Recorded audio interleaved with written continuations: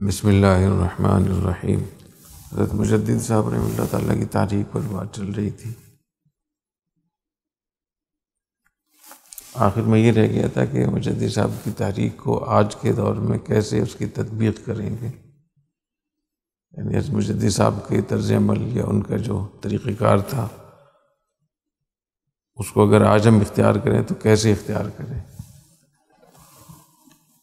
اس پہ میں نے عرض کیا تھا کہ آج کے دور میں مجدد صاحب کے طریقہ کار کو اختیار کرنا آسان بھی بہت ہے، مؤثر بھی بہت ہے۔ اس زمانے میں اپنے پیغام کو پہنچانے کے لیے، ذہن سازی کے لیے، افراد تیار کرنے کے لیے اتنے مواقع نہیں تھے جتنے آج مواقع ہیں۔ ایک دور ایسا تھا جب دین کی خدمت صرف علماء ہی کر سکتے تھے۔ آج دنیا میں جو تبدیلیاں آئی ہیں اور جو نئی نئی ایجادات ہوئی ہیں، نئی ٹیکنالوجی آئی ہے، اس میں ایک عام آدمی بھی ایک بڑے عالم کا کردار ادا کر سکتا ہے۔ درس قرآن جو پیج ہے وہ بھائی شفیق اجمل ہماری سرپرست شورا کے رکن ہیں، تاجر ہیں، کوئی عالم تو نہیں ہے، اور ان کے پیج کو سننے والے، دیکھنے والے، ان کی تعداد 12-13 لاکھ سے بھی زیادہ ہے۔ تو علماء کے فتاویٰ، علماء کے بیانات، ان کے درس قرآن، درس حدیث، ان کی وہ نشر کر رہے ہیں۔ اس سے مجدد صاحب نے جیسے ایک ادارہ بنایا، خانقاہ بنائی، ایک مدرسہ بنایا، وہاں سے آپ نے لوگ تیار کیے، افراد سازی، تو ادارہ سازی اور افراد سازی۔ اور چونکہ ہمارا تو دین ہے، اس میں ہر چیز ایک نظام موجود ہے، اصول موجود ہیں، اس کی حدود موجود ہیں، تو نصاب ہو، قانون ہو، اس کا طریقہ کار مدون ہو، متعین ہو، افراد آپ تیار کریں، ادارے بنائیں، تو آج کے دور میں آپ بہت کام کر سکتے ہیں۔ جتنے ہم فریاد کر رہے ہیں اور اپنی بے بسی کا اظہار کر رہے ہیں، اللہ نے اس امت کو بہت بڑی امت بنایا ہے۔ اتنی بے بس اور بانجھ امت نہیں ہے، یہ ہماری بے بسی ہے، کم ہمتی ہے، اور اپنی شکست خوردگی کا اظہار ہے جو منع ہے۔ نا امیدی تو اسلام میں اجازت نہیں ہے اس کی۔ آج دنیا میں جو بڑی بڑی حکومتیں ہیں جو وہ کام کر رہی ہیں، جن کاموں کو ہم ان کی طرف منسوب کر رہے ہیں، اس میں 70% کام وہ نجی ادارے کر رہے ہیں، 30% کام حکومتوں کا ہے۔ تو اگر ان کے نجی لوگ ذاتی طور پر انفرادی اعتبار سے اتنے بڑے بڑے کام کر سکتے ہیں اور پوری دنیا میں وہ پھیل سکتے ہیں، اپنے پیغام کو پھیلا سکتے ہیں، اپنا جال بچھا سکتے ہیں، تو ہم کیوں نہیں کر سکتے؟ ہمارے جو کاروباری حضرات ہیں، جو تاجر حضرات ہیں، وہ اپنے کاروبار کو دیانتداری کے ساتھ، پروفیشنل طریقے سے، پیشہ ورانہ طریقے سے اور پوری ہمت کے ساتھ کریں، پھیلائیں اس کو۔ تو اگر کفار کی اور دوسرے ملکوں کی کمپنیاں، اتنی بڑی کمپنیاں، تجارتی کمپنیاں ہیں جن کو ملٹی نیشنل کمپنیاں کہتے ہیں، تو ہم کیوں نہیں بن سکتے؟ حضرت عبد الرحمن بن عوف رضی اللہ تعالیٰ عنہ تو اتنے بڑے تاجر تھے کہ جب ان کا انتقال ہوا تھا تو ان کے ترکے میں 16 ٹن سونا آیا تھا۔ 16 ٹن سونا عشرہ مبشرہ میں سے ہیں۔ حضرت زبیر رضی اللہ تعالیٰ عنہ عشرہ مبشرہ میں سے ہیں۔ آپ کے جب انتقال ہوا تو 6 کروڑ درہم ان کے ترکہ تھا۔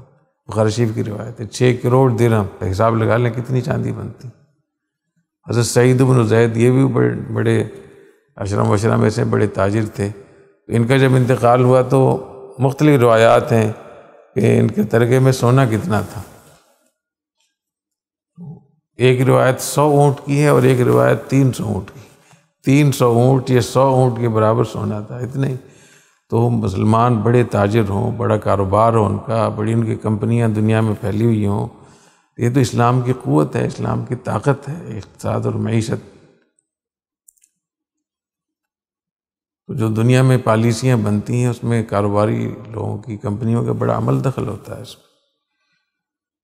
تو اپنی تجارتی کمپنیاں بڑھائیں اپنے کام کو۔ NGOs ہیں دنیا میں، بڑی بڑی این جی اوز کو آپ جمع کر لیں، این جی اوز کیا کام کر رہی ہیں اسلامی ملکوں میں، غیر مسلم ممالک میں، تو وہ اگر بنا سکتے ہیں تو آپ کیوں نہیں بنا سکتے؟ رفاہی ادارے آپ بنا سکتے ہیں۔ ایسے بھی رفاہی ادارے ہیں جن کا بجٹ جو ہے وہ ملکوں سے زیادہ ہے، 10 ملکوں کے برابر ایک رفاہی ادارے کا بجٹ بنتا ہے۔ تو اگر کفار میں اتنی ہمت ہے کہ وہ اربوں ڈالر خرچ کر رہے ہیں صفائی کاموں پہ، صحت پہ، تعلیم پہ، تو ہمارے مسلمانوں کو تو زیادہ، ان کا تو، ہمارا تو مشن یہی ہونا چاہیے۔ اس طریقے سے میڈیا کے بڑے بڑے ادارے دنیا میں، تو ہم میڈیا بنا سکتے ہیں۔ اور ابھی جو قندوز کا سانحہ ہوا ہے، اس میں تو وہ یہی کہہ رہے تھے کہ ہاں ان کا اجلاس ہو رہا تھا اور بڑے بڑے کمانڈر اکٹھے تھے، اس پر ہم نے بمباری کی۔ لیکن یہ ٹوٹا پھوٹا سوشل میڈیا جو ہمارے پاس ہے یہاں، اسی کو استعمال کیا گیا، اور اس کا نتیجہ یہ ہوا کہ ان کا ساری چیزیں پتہ چل گئی دنیا کو کہ یہ سب جھوٹ تھا، غلط بیانی تھی۔ تو اقوام متحدہ نے کمیٹی بنا دی ہے اس کے اوپر کہ اس کی تحقیق ہونی چاہیے، اور کابل میں ایک کمیٹی بن گئی ہے۔ اس سوشل میڈیا کے استعمال سے پاکستان کے اور باہر کے کئی بڑے چینلوں نے اس خبر کو لیا ہے کہ یہ غلط ہے، اور یہ بمبارمنٹ بچوں پہ ہوئی تھی، اور یہ حفاظ تھے اور بے گناہ تھے، اور یہ ظلم ہوا ہے۔ اور ہمارا جو J T R media house کے جو وہ ہے، وہ ایک ایک پوسٹ کو 20 لاکھ 16 لاکھ لوگوں نے دیکھا ہے، اس کو آگے بھیجا ہے، 30 ہزار 35 ہزار لوگوں نے شیئر کیا ہے اس کو۔ تو یہ ایک چھوٹا سا ایک وہ ہے، ایک نمونہ ہے۔ تو حضرت مجددی صاحب رحمۃ اللہ علیہ کی جو تحریک تھی وہ یہ تھی کہ اپنے ادارے بنائیں، اپنے افراد تیار کریں، یہ ذہن سازی کے لیے ان کو بھیجیں اور تعلقات بنائیں۔ تو اس زمانے میں اگر انہوں نے ایک گاؤں میں بیٹھ کر اتنا بڑا کارنامہ انجام دیا، حکومت اور بادشاہوں کا اتنا بڑا فتنہ ختم ہو گیا، تو آج کے دور میں یہ کام آسان ہے۔ تو اداروں کے حوالے سے جیسے دنیا نے ادارے بنائے ہوئے ہیں، آپ بھی بنائیں۔